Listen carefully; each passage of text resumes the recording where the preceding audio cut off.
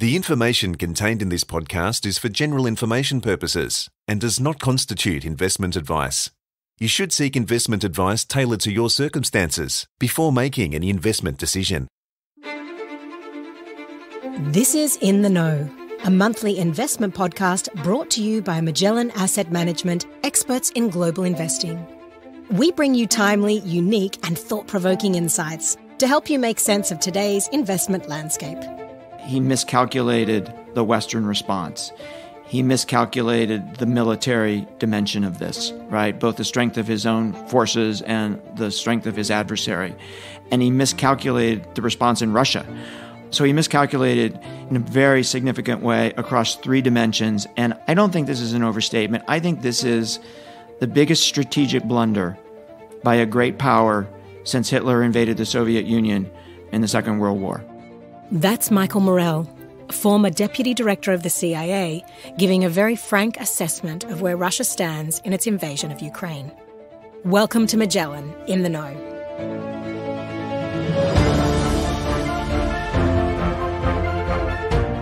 In this edition of our podcast, recorded on 25th of March, Michael is joined by Evelyn Farkas, former US Deputy Assistant Secretary of Defense for Russia, Ukraine and Eurasia, to discuss the geopolitical and economic implications of war in Europe and what it may mean for food security, energy prices, and the aspirations of China, as well as its impact on global investment markets.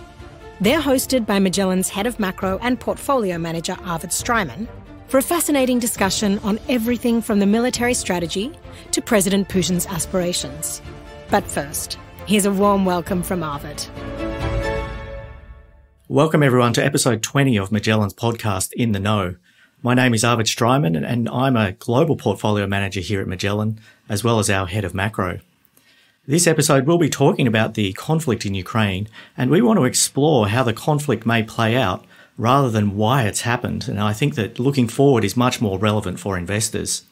And while we will be focusing on the geopolitical, economic and investment matters, I think it's important to remember that the conflict is having a very large human cost. Today, we're very fortunate to have two leading experts on the Ukraine conflict and how it may impact the rest of the world. We talk to them regularly, and I'm sure that you'll enjoy hearing from them as well. So joining us is Dr. Evelyn Farkas. Evelyn's CV is so long, it'll take half an episode to go through it. But I'll tell you that only because I'm old. Right. So right now, she's got her own consulting company. Between 2012 and 2015, she was at the Pentagon. She was the Deputy Assistant Secretary of Defense for Russia, Ukraine and Eurasia. And I believe, Evelyn, when you're in that role, that's when Russia first moved into eastern Ukraine and Crimea. That's right, unfortunately. And before that, she was a senior advisor to one of NATO's most senior leaders, the Supreme Allied Commander Europe. And in short, she's a long-time expert on the region. Really looking forward to chatting to her again today. So welcome, Evelyn. Thank you. Now, we've also got Michael Morell. Michael Morell was Deputy Director of the Central Intelligence Agency in the US, twice its acting director. He was there for over 30 years and was in charge of delivering the presidential daily brief when 9/11 happened, and was also intimately involved in the planning on the raid on bin Laden's compound. So welcome back, Michael. It's great to be with you, Arvid, and great to be with Evelyn. She's the real expert here, by the way. Right. Well, but the man with the experience, as you heard, is the former director. Well, I think it's going to be a good chat nonetheless. And so let's maybe kick it off here, Evelyn, with a question for you. Let's think about how this invasion has played out so far.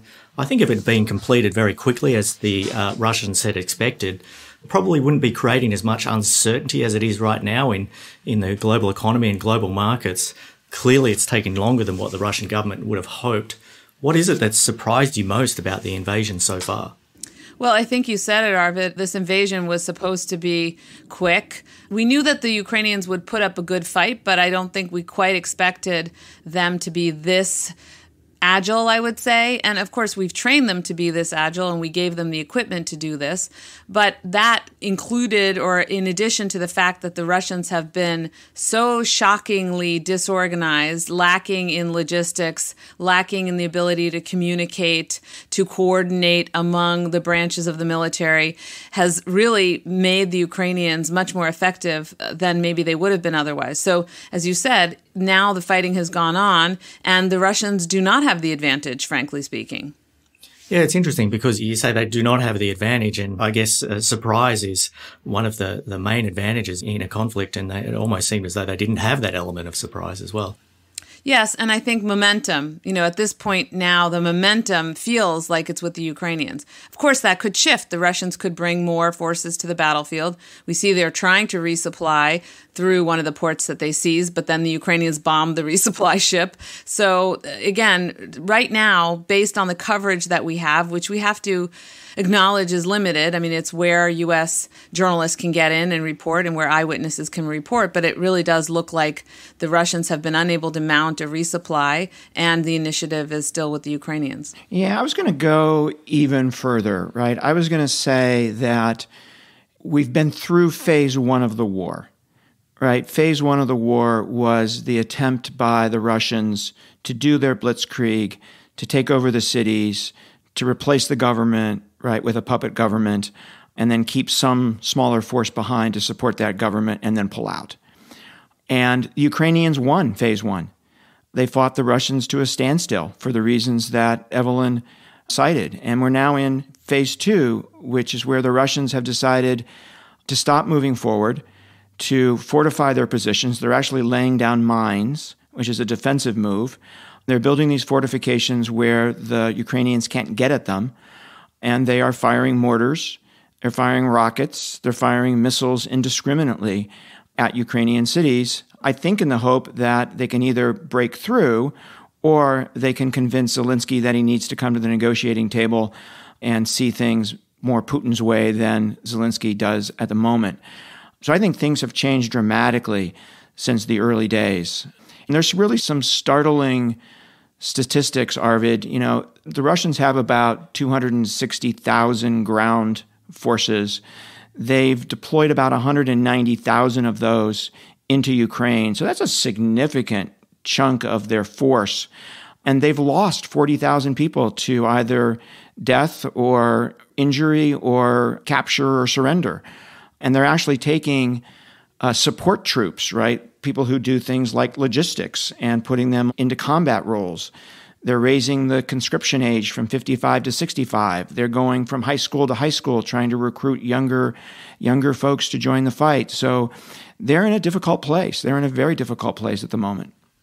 Well, it's interesting you talk about phases there, Michael. I might start the next question with Evelyn, and then you can add in your 2 cents. But if we're moving into the second phase, I don't know how many phases there are going to be in total, but I guess this is the $1,000,000 question, which I'm asking right now, is how do you think that this conflict is going to pan out? And when I'm asking that question, I guess I'm thinking about 2 separate sub-questions. The first is, where do you think the end point is? And secondly, what do you think the path along to that end point looks like? Yeah, I mean, this is obviously a very difficult question that you're asking here. I don't foresee this war lasting years. I see it as more weeks, in terms of weeks and months, simply because I don't think the Russians can hold out indefinitely. And as Michael just said, they have a finite amount of forces they can throw at the equation. And the Ukrainians themselves, we can continue to resupply them. But I think there are limits also to how long they will hold out. I actually think the Ukrainians stand a good chance of winning this. The Russians for sure are not going to win in any way, shape, or form. The most likely outcome, I think, that most people would safely agree on would be a compromise whereby Ukraine would essentially say, look, we've taken so many losses, we can't fight anymore. And the people would rally behind the president actually compromising by that point because they would be so exhausted and decimated. And they would say, as long as we can maintain our independence and maintain most of our territory, we might be willing to give away the Donbass and maybe even some of the territory that the Russians just seized in the last month. And we would say we won't join NATO. But that's about the maximum that I could see this government, this democratically elected government, going. That's as far as I could see them going. And that's the compromise, the most likely compromise. And that, by the way, if Vladimir Putin is still at the helm in the Kremlin, that's not even really a it's not a lasting compromise. That's a ceasefire, more or less, because he's not going to change his vision of what he wants, which is utter control over Ukraine. So it will just be a signal, and it will be troubling problem set because we'll have to continue then helping Ukraine, shore up its sovereignty. The better scenario would be if Ukraine actually prevails and that they wear down the Russians, with every week of this war, they get stronger because we're providing them with more equipment. Somehow we find a way to provide humanitarian assistance, and the equipment does help the civilians to protect the civilians. That's the outcome that I hope for.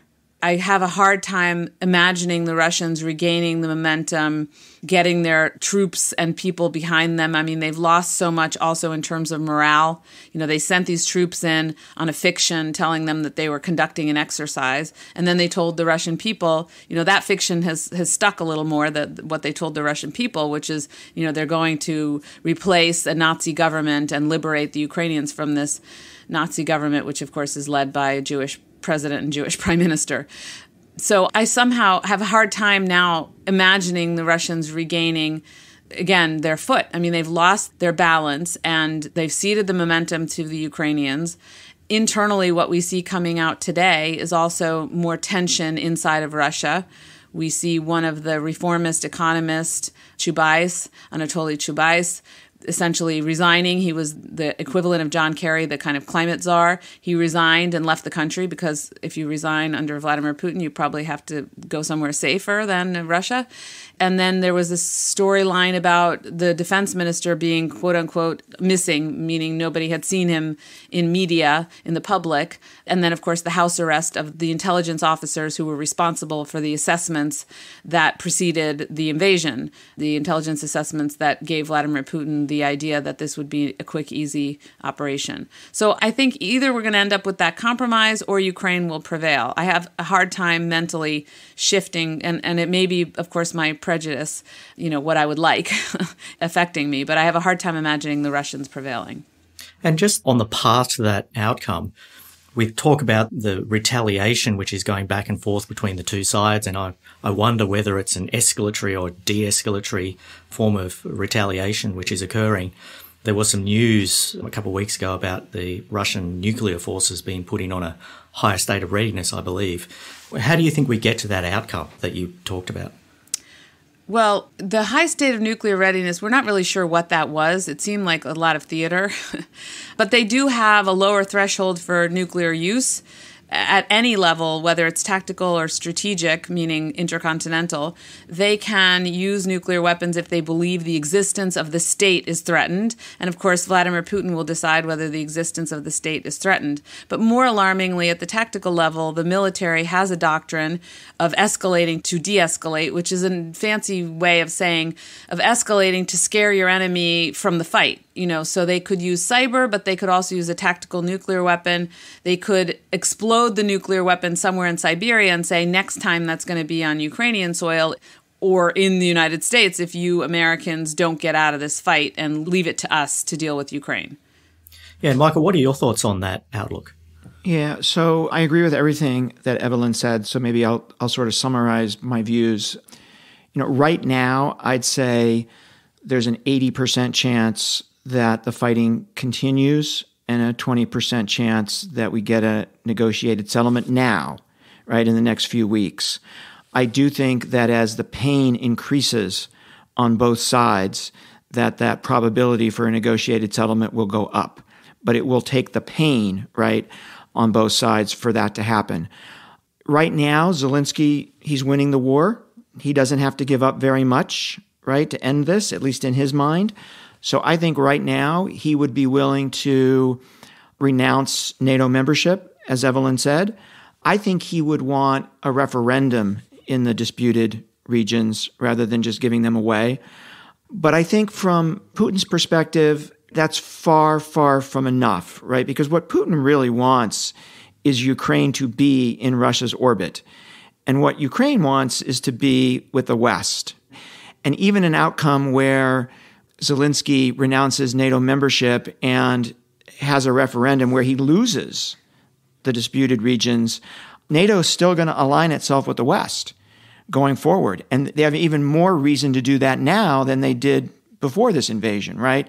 So Putin's not, at the end of the day, going to get what he wants, right? He's not going to get what he wants on the battlefield, and he's not going to get what he wants even from a negotiated settlement because Ukraine's going to go its own way. So in the scenario in which fighting continues, I agree 100% with Evelyn. I think the chances of the Russians breaking through and getting to their goal of taking the cities has an extraordinarily low probability. Stalemate is, a significant chance as the fighting goes on. It's kind of where we're at now. And it's possible, as Evelyn said, with all the weapons, pretty sophisticated weapons flowing into Ukraine literally by the hour across the Polish border, that the Ukrainians will be able to push the Russians back. And Putin actually loses militarily, which would be a significant embarrassment for him. Yeah, it's interesting when you talk about Putin and his goals and maybe he's not going to achieve those. Some people have talked about one way of ending the conflict is that maybe Putin is overthrown as Russian leader. Now, maybe that's not a high probability, maybe it's a low probability. Maybe we'll ask that question. But as well as how likely do you think that is, maybe we'll start with you, Evelyn. Can you talk about who might be the most likely group of people to try that? And I think most importantly, if they were to succeed, how different would they be from Vladimir Putin? Because, if there is let's call it a change in government, there's always going to be some short-term uncertainty. There's always short-term volatility and uncertainty when governments change. But maybe in the long term, it's even a more uncertain world because this new government may be even more unpredictable. Well, I think the most likely scenario with the compromise, as I said before, if Vladimir Putin is still at the helm of the government in the Kremlin, then it's really just a ceasefire. At some point, he'll attack again. He'll try to get his way using military means.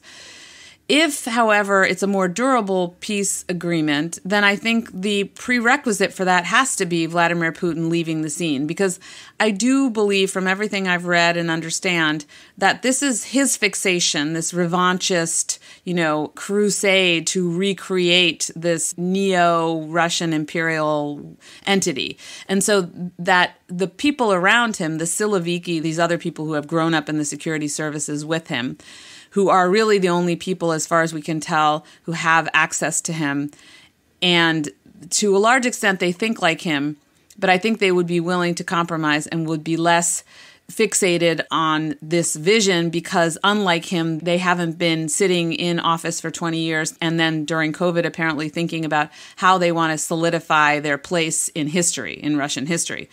So I would imagine that it would be someone in his inner circle that says, okay, now you go move to the dacha. We'll make sure nobody kills you and you have enough money and you can live the nice life. And one of us will take over. That's the most likely scenario in terms of turnover of leadership. But, this is Russia. So you never know. People can go to the streets en masse and suddenly you have a more liberal-minded, still nationalist Russian leader, because someone like Navalny, he's still a nationalist. He's going to look out for the Russian Federation first and foremost, but he's not going to have this adversarial relationship with the West. But we don't know. We won't have much warning if that's going to happen. Yeah. And where does the military sit in all of this? Are they a powerful force? Could they do this as well, or are they being sidelined? Well, I think that the military has been co-opted. Largely they are acting, especially the Minister of Defense, he's been very close for years now with Vladimir Putin, and he doesn't actually have a military background himself.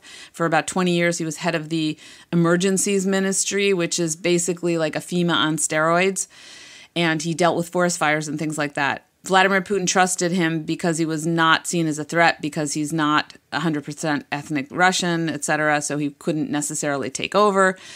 The military is interesting because we've seen, of course, retired military officers. One in particular came out even before Putin invaded saying this would be folly and laying out all the reasons, which turned out to be accurate. So I think the military leadership would be another place to look for opposition, and they could certainly force a change as well. Okay. Michael, did you have any thoughts on that? Yeah, so I think it's probably unlikely. Here, Evelyn and I are going to differ a little bit. I think it's unlikely that inner circle, those 15 guys, and they are guys, right? Those 15 guys who were all former KGB, have been with him since the St. Petersburg days, that those guys will turn against him. And the reason I say that is because they're as guilty as Vladimir Putin of all of his sins. And I think because of that, they see their future as his future. So they would fear that if he went away, it wouldn't be long before they went away. I think the most likely actor in forcing Putin to step down would be the military. And I think, what the military cares about at the end of the day is the health of the military. All militaries feel that way. But they also care about the perception of the military by the Russian people. And, killing women and children in Ukraine doesn't sell well on the streets and in the apartment complexes of Moscow. So they have to worry about their reputation. So there's one scenario where, in my mind, there's a scenario where Putin orders something horrific in Ukraine and the military says no, and it's time that you go away. I don't think at the very top. I think at the next level down. Because the very top, they're in his inner circle. I think another scenario is the one that Evelyn said, which is you get enough people in the streets of Moscow saying this needs to end and you need to go away, Vladimir Putin, and Putin orders the National Guard to shoot and the military says no, and you need to go away. I think that's very low probability of Putin leaving, but I think he's facing the biggest risk that he has ever faced to his rule. Yeah, it certainly is very interesting times. Let's change gears slightly here and talk about something that's very important in the global economics at the moment, which is supply chains. We know that Russia is a major supplier of many commodities, not just energy commodities to Western Europe, but also mineral commodities around the world. We've also seen Western governments impose sanctions on China. So how likely, I'll start with you here, Evelyn, how likely do you think it is that Russia retaliates by restricting the export of some of those commodities that the West relies on? That would obviously make inflation worse around the world. It would cause some economic damage on the Western economies. And when you're answering that question, maybe you can also talk about what commodities do you think are most important when they're perhaps undertaking that act? I mean, I think that the Russians, we've seen that they do like to strike back to show that they can hurt us as well.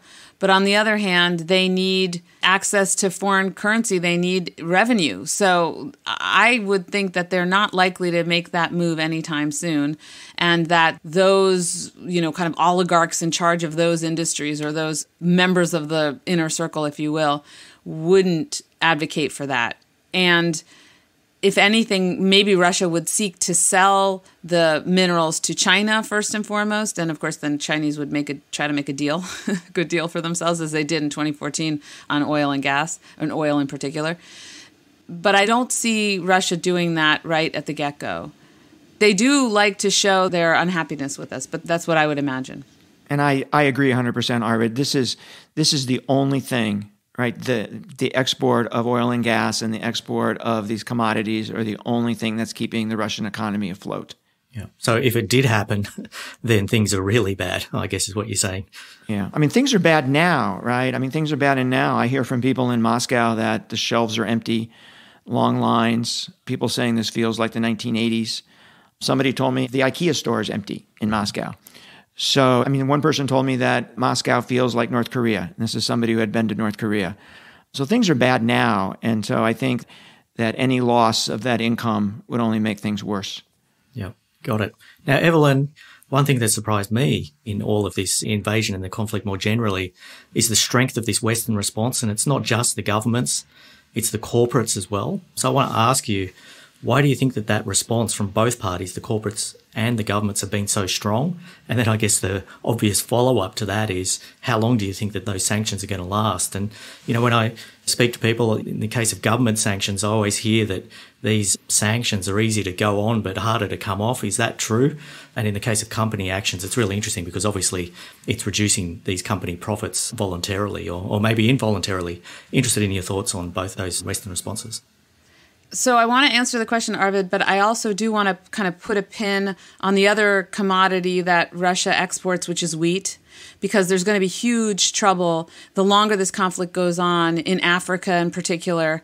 Egypt, they rely on Russia and Ukraine for a disproportionate amount of their wheat. So just go to The Economist. They did a great couple of articles on this. So I just want to put a pin on that because the dislocation economically that could result, the rising cost of commodities, is not just restricted to oil, gas, and minerals. I'm actually much more worried now over the longer term, the longer this goes on, about the agricultural impact because of how that feeds into existing tensions in those societies. Okay, so to your question about sanctions, I think many of us were frankly surprised that the private sector sprung into action the way that it did, and we were also surprised by the transatlantic response. But the reality is there was no subterfuge, as you yourself said. There was no surprise. The Russians, or maybe Michael said, the Russians invaded in the light of day, blatantly. And this was the third time. They had invaded Georgia in 2008, and the Europeans made up a bunch of excuses and blamed the victim. And then in 2014, we managed it so that it wasn't an ongoing, huge, problem in terms of refugees and conflict. Again, manageable. But now he was taking on this large-scale invasion in front of our eyes, and I think it was too much. And a couple of things came together. I mean, you had President Biden, whom Putin had assessed as weak, but actually President Biden had already taken the measure of the man, had a strong sense of how we needed to respond to Vladimir Putin, which is with firmness and with harsh sanctions already, but Putin hadn't taken him seriously. And then the German government, I think Putin thought that, I don't know what he thought of Angela Merkel, but he respected her. And he saw this coalition government. It looked messy to him.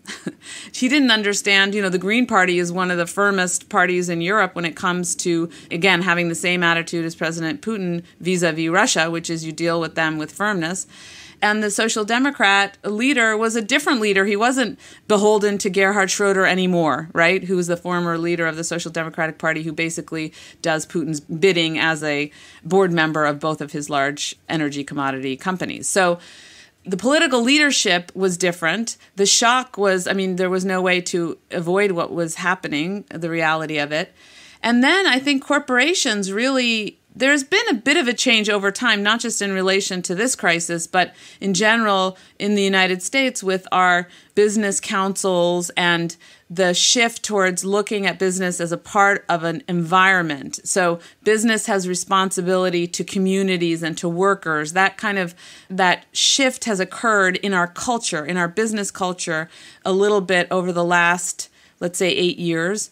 And I think that also had something to do with what happened here. And then just seeing this underdog, smaller country being invaded like that, and the reaction in the American public. And let's not forget, there are a lot of Eastern European Americans like myself. And me. A lot of Ukrainian Americans. Both of us. and exactly, like my Hungarian, distant cousin here. This kind of resonates with us because we can relate to those parts of the world. Also, the Ukrainian Americans and Eastern European Americans tend to be concentrated, in congressional districts and states where they have a lot of power. And so corporations also have to listen to that.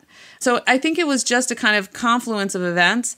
I will say, to answer your last question, it is true that once you put sanctions on, especially if Congress codifies them, it is harder to remove them because the sanctions that the president will put on using executive order, the next president or that president can come in and change them.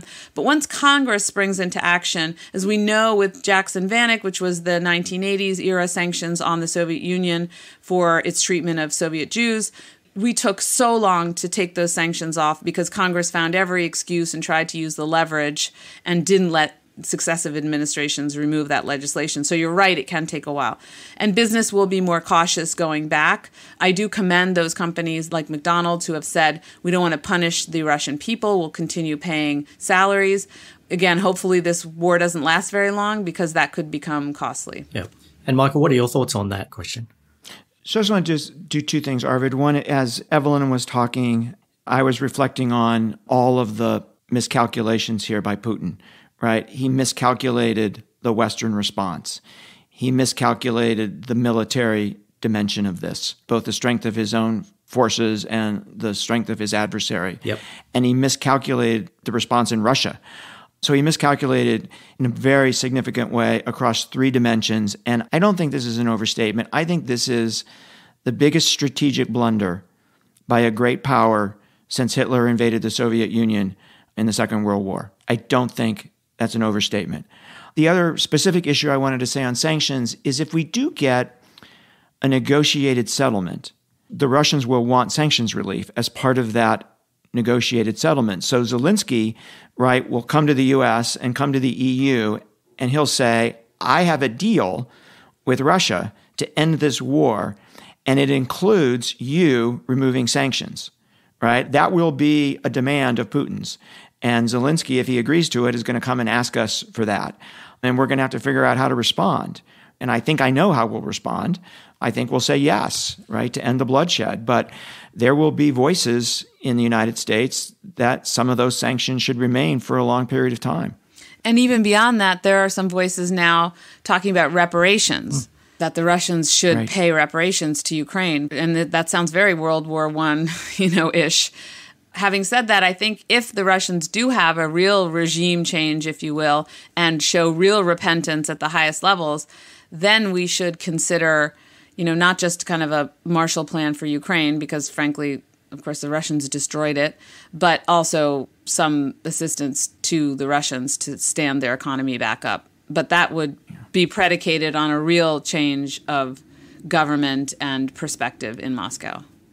Arvid, the other thing that occurs to me is no matter what the outcome here, whether Putin wins militarily, gets defeated militarily, or there's a negotiated settlement, Vladimir Putin and Russia, for as long as Vladimir Putin is running it, is going to be a pariah state internationally, right? And the deep irony here is that Vladimir Putin wanted to go down in history as a great Russian leader, right? As a leader who rebuilt Russia's greatness. And actually, just the opposite is going to happen. He's going to go down in history as somebody who destroyed his country. Yeah, it's not the best situation to be in when you couch it like that. Now, when we're thinking about these sanctions, what do you think have been the most effective sanctions? There's obviously been a unified response. There's been some new ones and powerful ones, particularly with the financial system and the access to foreign reserves. So maybe, Evelyn, I'll start with you. What do you think has been the most effective sanction or response here? And the reason why I ask this is because I suspect that they're the ones which are going to continue the longest in some sense. And those sanctions or responses which have been less effective, and maybe they did have a large economic cost, maybe those ones don't last quite as long.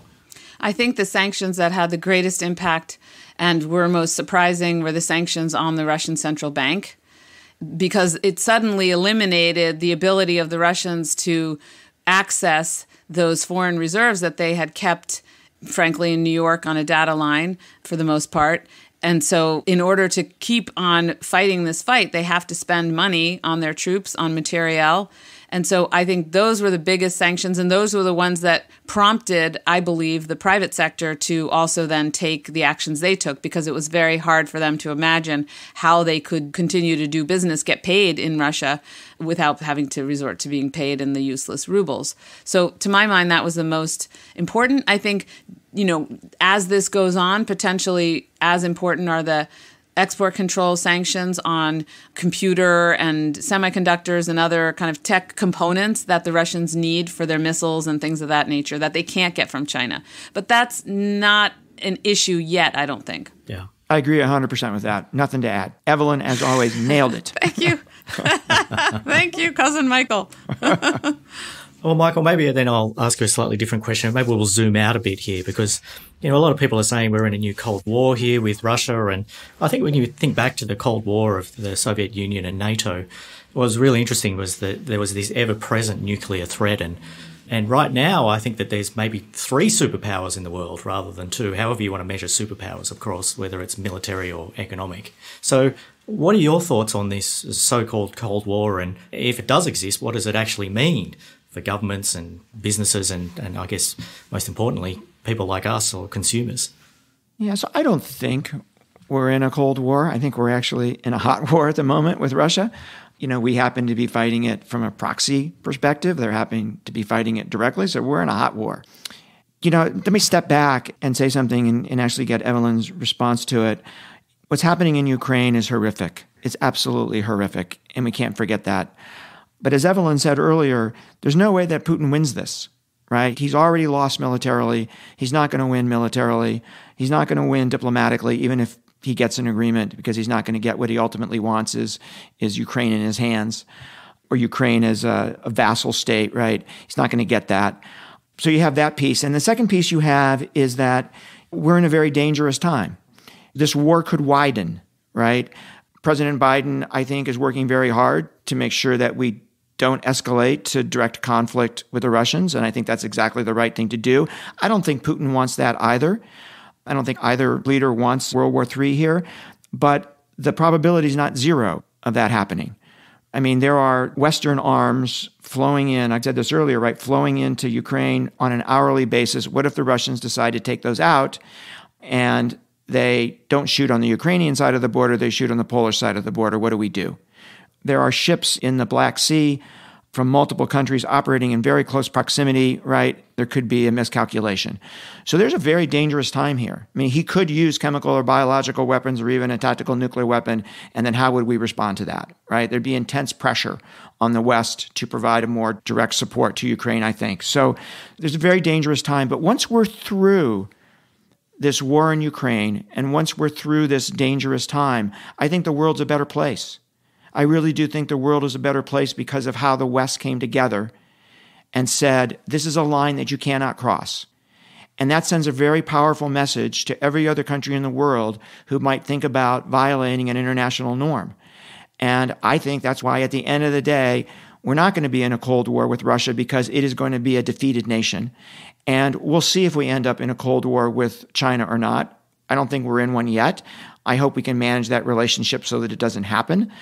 But I think the West standing up also sends a very powerful signal to China that there's certain things you can do and certain things you can't do. And we might be able to get to a better place with China going forward because of this. Boy, that's the only optimistic thing I've ever said. And I agree 100%. I couldn't have, yeah, perfect. Okay, well, maybe let's turn to China. And a question for you, Evelyn. So in February, there was that famous meeting between presidents of China and Russia, and there was this declaration that the friendship between the two nations has no limits. What do you think no limits actually means? And of course, that declaration was made prior to the invasion. Do you think that that declaration still stands to the same extent that it did before? Well, I'm sure when they said it had no limits, both men had their fingers crossed behind their backs, which, you know, in American culture means you're saying something, but you don't really mean it. So, because clearly there are limits. I mean, there are huge limits if you look at it historically. Russia is descending. China is ascending power. Even before this war, the Chinese are growing their nuclear arsenal. So at some point it can rival Russia's. Russia will not know what to do at that point in time. The Chinese have been buying real estate in Siberia for years now. If you scratch a Russian general, they will eventually admit that they are worried about China down the line. So there were always limits to this. But President Xi was very clever all along. He's treated Vladimir Putin like an equal, even when Russia was not the equal of China. So I think there were always limits. What we saw in 2014 was similar, interestingly, to what we're seeing now, which is somewhat surprising given that declaration that they made at the Olympics. The Chinese response in 2014 was curiosity. In fact, I was at a meeting with a State Department colleague, our then Assistant Secretary for Europe, and the Chinese came asking for a meeting because they were trying to understand what was happening. Of course, they wanted to understand it to see how they could use the lessons learned and apply it probably to Taiwan. Fast forward now, we've had Xi in power this whole time, and he has been very assertive and clearly was looking to see what the Russians could get away with again, but also is quite happy to have Russia create problems for the West, to weaken the democracies, to distract us from dealing with the Indo-Pacific area. And so for China, that component of this looked good. But the downside now is clearly that Russia is threatening the economic order and the international order writ large. And that is something that China is not prepared for. While the international order is something that also restricts them, at the moment they have not come to the conclusion that they need to tear it apart. Rather, they want to co-opt it. And economically, certainly this economic system is working for them. And so they don't want to see a complete collapse that could happen, as we already discussed, if this war continues. So the Chinese now are still on that tightrope that they were on in 2014, which is showing allegiance and support to Russia, but not in any real tangible way sufficient to upset the West. And I think that's what's going to continue now. They will provide some support to Russia, provided they can do it quietly and it's not going to provoke or cause us to really pay attention and call them out. And certainly they want to avoid any kind of secondary sanctions. Yeah. It's interesting, Evelyn, when you were talking about the border between China and Russia and how maybe the generals are looking at each other despite what the leaders are saying to each other, I kind of think about it this way. You say if you've got three people in a room and they're all quite powerful, then two will gang up on one. And right now we can see that the two together are Russia and China and let's call the other one the West. Let's fast forward into the longer term. Do you think that that's the natural order of things in terms of who are the natural groupings here? Because, I kind of look at it and say, well, Russia, Moscow is kind of towards the west of the country. It's closer to Western Europe than it is to China. Do you think that relationship that's very strong under the presidents of both of those countries, do you think that that's actually let's call it the natural equilibrium? Well, it's interesting because you're using terms that I think the Russians would understand, because the Russians culturally, they do not consider themselves in Moscow to be an Asian country, even though, as you rightly point out, much of their geography is Asian, but they associate themselves culturally with Europe, which is why I also think in the longer run, Russia will seek a closer relationship with Europe and with the West, as they always have. And it remains to be seen what kind of relationship, I agree with Michael, that we will have in the future with China. It's not a foregone conclusion that it needs to be adversarial. I do think that this particular Chinese president is a bit problematic in his foreign policy, and I don't know. We haven't seen any signs that he's learning from, or the people around him are learning from this Putin experience. But if there's anything to be derived from it, if you're a Chinese leader and you're not Xi, it's, I don't want my leader getting all revanchist and messianic and ruining a good thing that we have going. Let's continue maybe quietly exerting our influence, and maybe they could go back to some economic pressure and economic incentives when it comes to dealing with Taiwan, because they did in the past have a policy where they were going to reunite, softly without force, right? Well, maybe with our last question, I'll throw it over to you, Michael. And it's a question that I think is on everyone's lips at the moment. I know I certainly get asked the question a lot. What is the read-through here for China and Taiwan? Obviously, they're watching what's happening in Ukraine, both as the larger power and the smaller participant, maybe in a conflict. What do you think the learnings are for both China and Taiwan? And what does that actually mean for the future of that potential flashpoint? Yeah, Arvid, happy to answer that, but let me just make one point about the overall Russia-China relationship, and I think it's fully consistent with what Evelyn said. This is not a deep strategic relationship. This is a relationship that's built really on three things. It's a relationship built on a personal bond between two leaders who I think like looking at somebody like them sitting across the table. Number two, it's based on the fact that one's a large energy exporter and one's a large energy importer. And it's based on a desire to undermine the United States' ability to exert its influence in the world. That's all it's based on, nothing else. They have nothing else in common. And their futures, from an economic perspective, have nothing in common besides energy. So this is not a deep relationship, and I think it's important to remember that. With regard to Taiwan, I am not one of these folks who believe that China has a timetable for unification.